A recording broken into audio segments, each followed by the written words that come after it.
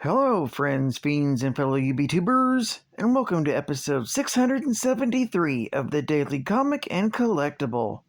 Today, the collectible of the day is the Hasbro Toys, Marvel Comics, Marvel Legends series, Walgreens exclusive, The Thing action figure. An impressive boulder-like exterior grants the Thing exceptional strength and durability in even the rockiest of battles. This hard-to-find Fantastic Four line of the Marvel Legends series Thing was an exclusive, only available at Walgreens stores. This 6-inch scaled action figure of the Thing was inspired and designed directly from the Marvel Universe of characters. This 1/12 scale action figure of Ben Grimm features a premium design with intricate hand-painted deco, down to the color and crevices in the rock shapes of his body. This Ben Grimm action figure features premium articulation for advanced posing and displaying in your Marvel collection. Accessories include the Marvel's The Thing action figure, an extra pair of interchangeable hands, and 2 total head sculpts. One with Ben's famous scowl, and one with his teeth gritting while fighting in a battle or arguing with Playboy Johnny Storm. This figure comes in a collectors-friendly window display box and was released in 2018 by Hasbro Toys. Now, the comic of the day is Marvel 2-in-1, Volume 1, Issue number 24, with a cover date of February 1977, with story by Bill Mantlo and Jim Shooter, art by Sal Buscema, and cover by Ron Wilson and Joe Sinnott. This issue is titled, "Does Anyone Remember the Hijacker?" The story opens at Stark Industries, West, in Los Angeles, where Ben Grimm, better known as the Thing, is helping to conduct an experiment led by Stark Industries scientist Dr. William Foster, who also has a secret identity of Black Goliath. Dr. Foster has developed an atmospheric suit that should help future astronauts as they explore other planets' atmospheres, such as Venus. The experiment is going well, even though Ben is tired of always being the guinea pig, when suddenly, during the experiment, an intruder in a strange suit and helmet bursts into the lab and gasses all the scientists, and opens one of the airlocks so Ben cannot escape the containment unit without releasing the deadly atmospheric gas of the chamber into the lab, killing everyone there. The intruder then identifies himself as the hijacker and departs to carry out his thefts, stealing top-secret Stark tech. However, the hijacker leaves Dr. Foster in a semi-conscious state, and he manages to activate the airlock, allowing Ben to smash the rest of the way out safely.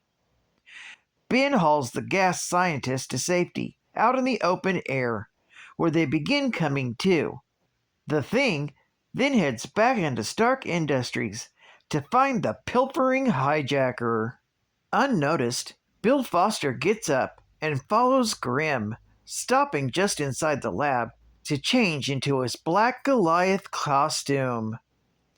Meanwhile, the hijacker has managed to break his way into the vault using a nuclear flame Vario blaster, and finds Tony Stark's top security prototype vault. However, that's when Ben catches up to the hijacker, who manages to hijack the controls, attacking Thing with a barrage of missiles. Ben is blown out of the vault from the massive explosion, but is fortunately saved when caught in the hand of the giant Black Goliath. The hijacker keeps both Black Goliath and the Thing on their toes, constantly hijacking the Stark tech and using it against them, even a robotic Mars lander. However, Thing comes to Goliath's aid, clobbering the robotic lander. As a last resort, the hijacker crashes through the building in his spike-treaded invincible crime tank, with the plans to crush the two heroes once and for all. However, with a little teamwork and a lot of brawn, they capture the villain and unmask him. When the hijacker goes to tell him his name, Grim simply replies that he doesn't care and flings him away with a single finger. This story is continued in Marvel 2-in-1, issue number 25. Geek Fact: Black Goliath series was canceled with issue number 5, with a cover date of November 1976. In February 1977, this issue of Marvel 2-in-1 hit the stands at the same time the Black Goliath was becoming a part-time member of the Champions.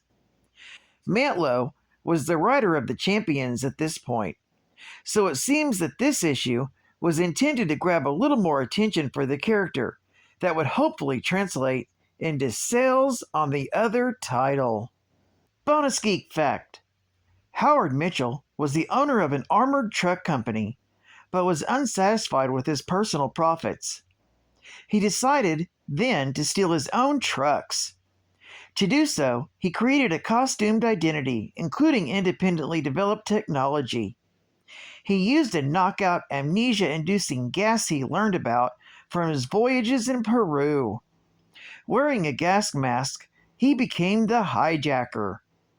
As the hijacker was familiar with all the secrets of Mitchell's company, he managed to perform 4 successful thefts. He never killed a witness because witnesses couldn't identify him due to temporary amnesia. The police were unable to stop the hijacker. Mitchell, feigning anger, demanded the help of a superhero, Ant-Man. Mitchell felt that such a small hero could be no threat to him. The Ant-Man, in turn, understood that someone in the company was helping the hijacker, or was the hijacker himself. After seeing some Peruvian statues in Mitchell's office, he related them to the Peruvian gas used by the hijacker and immediately suspected Mitchell. Thus, the Ant-Man pretended to suffer from appendicitis and in secret hid on one of the trucks. The hijacker attacked the truck, believing that he would not have to fight, but he met the Ant-Man, who was using a gas-proof mask of his own. Ant-Man fought the hijacker, defeated him, and revealed he knew it had been Mitchell all the time. Mitchell was then sent to jail. Mitchell eventually escaped, or was freed, and decided to change his modus operandi. The hijacker would steal technology and resell it to the highest bidder on the black market. He decided to steal Tony Stark's designs at Stark Industries West, which is how the current situation unfolded with the Black Goliath and the Thing. Advertising ad fact. New from the $6 Million Man. The Mission Control Center. All new bionic action begins here. An inflatable dome, 26 inches wide by 17 inches high, with a secret escape hatch, communications console with plug-in cables, command chair, and even a headset. Action figure not included, but you can purchase the $6 Million Man 13-inch action figure. Whoa! With his powerful bionic arm that lifts an engine block, and it's included. See through his bionic eye, and removable modules in his bionic arm. You can also get his critical assignment arms. Snap on your $6 Million Man action figures, neutralizer arm, oxygen supply arm, or laser arm. Batteries not included. What? Now you can join the $6 Million Man Bionic Action Club. Just fill out the form below and send today. And final Geek Fact. William Barrett Foster was born in the Watts ghetto of Los Angeles, California, and spent his childhood there.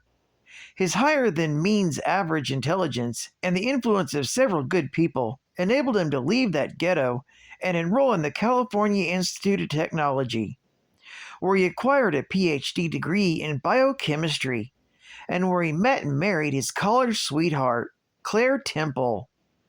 Unfortunately for both, over time their relationship soured, and the pair separated.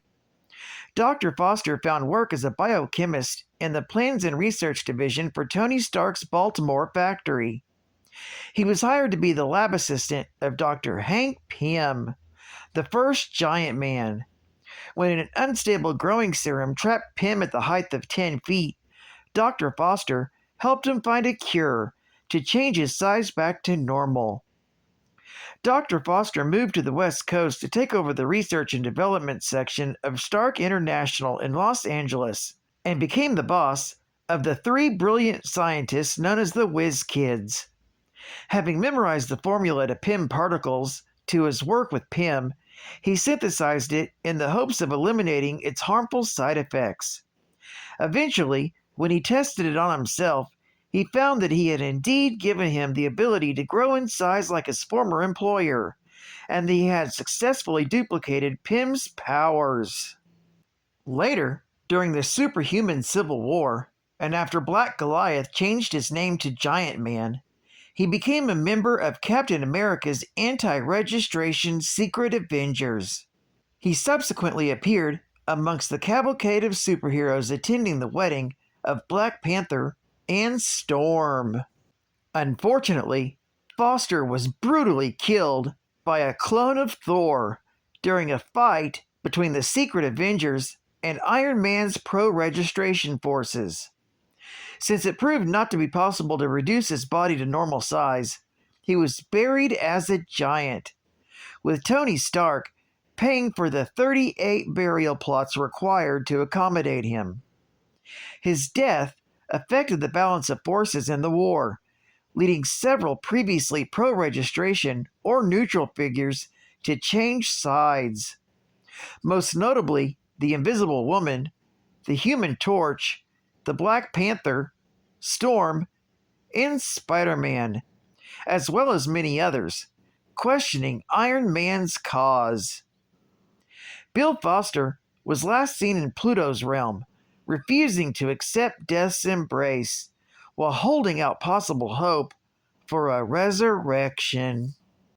Well, I'd like to thank you for joining me for another Daily Comic and Collectible, and I hope to see you again Thursday. This is Cut Fan Comics Man, and I'll catch you on the flip, baby. Over and out.